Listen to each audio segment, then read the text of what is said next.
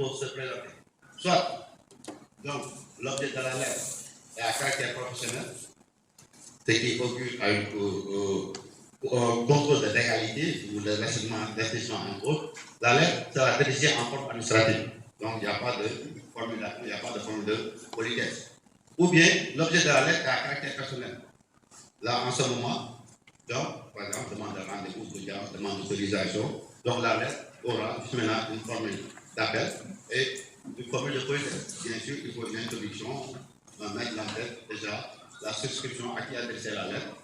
Ensuite, maintenant, l'objet et faire une brève introduction pour poser la problématique, faire le développement, conclure la lettre et faire une conclusion générale ou une phrase de politesse.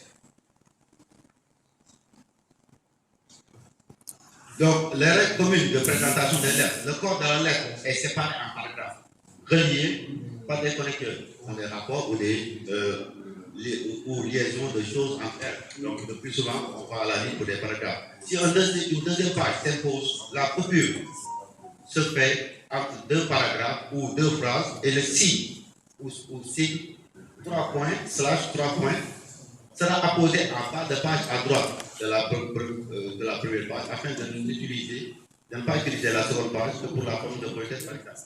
Donc, si vous devez renvoyer, vous n'allez pas mettre ici numéro 1, numéro 2, vous mettez juste 3 points, /3 points pour montrer qu'il y a une suite également à cette lettre administrative. Donc, la présentation, les présentations formulées, ce sont les deux présentations, la forme administrative et la forme personnelle. Et l'objet de la substitution caractérise la lettre en forme administrative.